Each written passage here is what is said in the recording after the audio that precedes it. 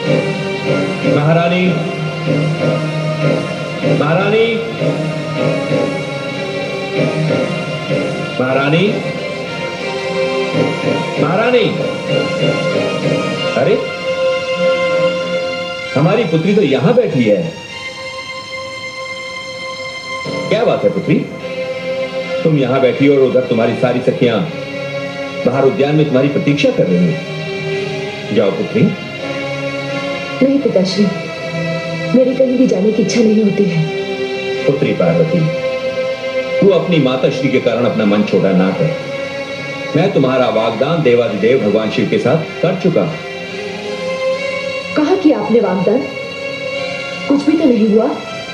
पिताश्री, कन्या पक्ष की ओर से वर को शगुन भेजा जाता है। मैं उसी की तैयारियां करके तो आ रहा हूं पुत्री, किंतु मैं ये चाह रहा था कि तुम्हारी माताश्री उन सामग्री का एक बार निरीक्षण कर लें। कहां है वे? पिताश्री, वे आपसे रुष्ट हैं। वे एक कोप भवन में हैं। अच्छा, मैं उन्हें देख रहा हूं पुत्री, किंतु तू प्रसन्न रह। ये शगुन जाएगा और इसी मुहूर्त में जाएगा। किंतु माताश्री। पुत्री, तुम्हारी माताश्री तुमसे अत्यधिक स्नेह करती है, इसीलिए वो इस विवाह का विरोध कर रही है। किंतु तू चिंता ना कर, सब ठीक हो जाएगा। नारायण नारायण। हे वशीधर,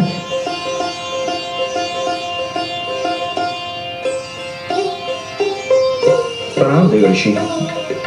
अरे, परम पुनीता मात्र स्वरूपा देवी अरुंधति भी पधारी है। मेरा स्थान तो पवित्र हो गया, मैं धन्य हो गया। प्रणाम स्वीकार करें देवी। प्रणाम। मेरे प्रति आपकी सम्मान भावना के लिए मैं आपकी आभारी हूँ गिरिराज। मैं देवी मीना से मिलने आई हूँ। किंतु वे तो कोप भवन में है। जी? यदि आप अनुमति दें तो मैं उनसे वहीं मिलूं।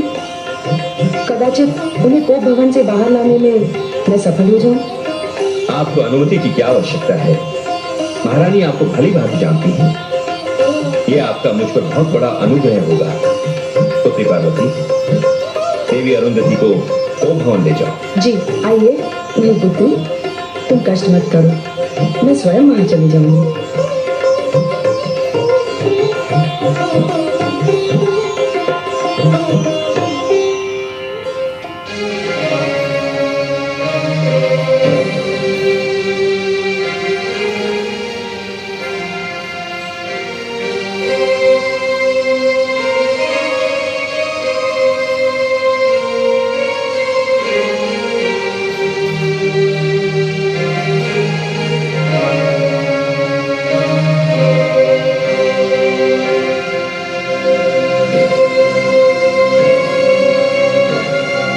महारानी मीना,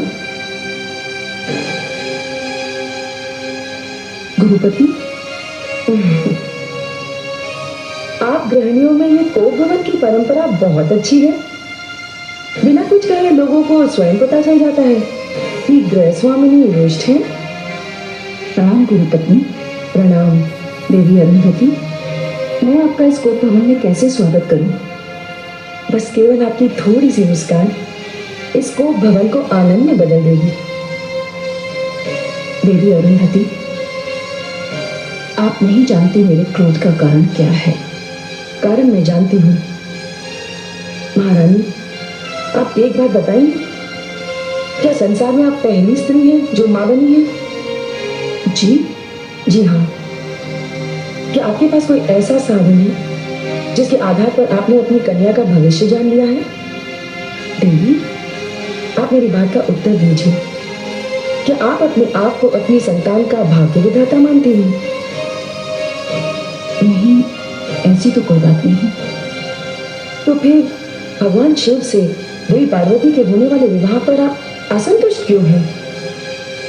गुरुपति, मुझे मन में भय है कि मेरी पुत्री वहां सुखी नहीं रहेगी। महारानी मीना, जो शिव सारे संसार को सुख बांटते हैं, वो आपकी पुत्री को दुख केवल इसलिए देंगे क्योंकि आपको भय है? ऐसी बात नहीं। फिर क्या बात है महारानी? जिस कन्या ने भगवान शिव को वर रूप में पाने के लिए अपने प्राणों की चिंता नहीं की, उससे शिव को छीनकर आप उसके प्राणों से नहीं खेल रही हैं? गुरुपत्नी, मेरी बात का उत्तर दीजिए।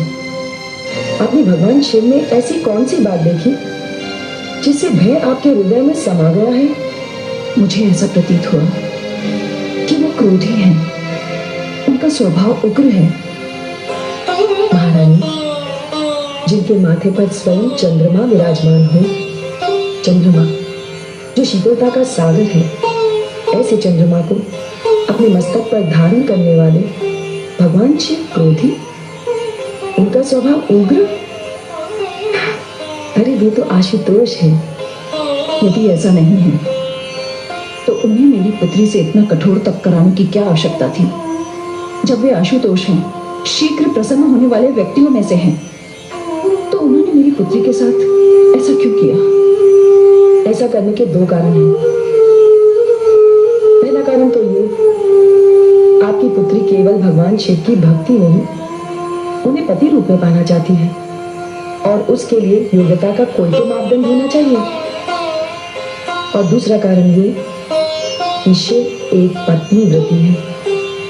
उनके जिस हृदय में दक्ष पुत्री गौरी विराजमान थी, उसी हृदय में मेना पुत्री पार्वती को स्थान देने में यदि वे आपकी इच्छा के अनुसार शीघ्रता करते, तो इसमें उनका अपना चरित्र क्या रह जाता? बोलिए। पत्नी के लिए उसका पति क्या होता है?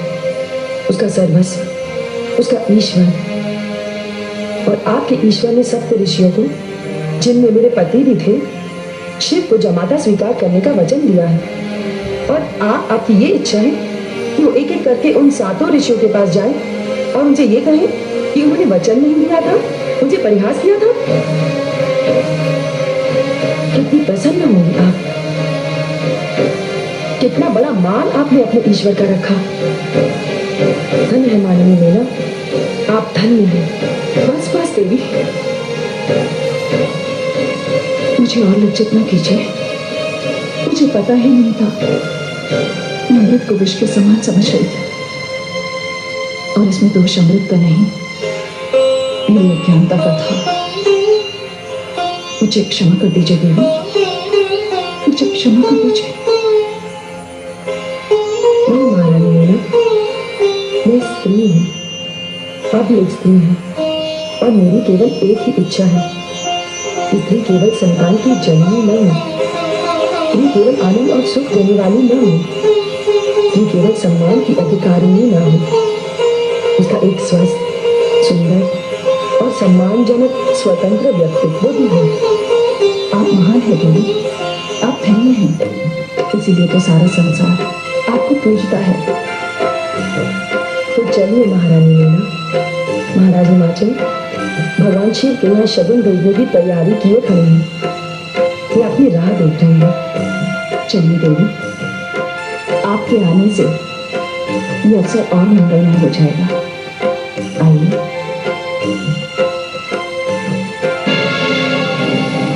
ऋषि पत्नी अरुंधति की सीख से हिमाचल पत्नी मैना बदल जाए, संभव है।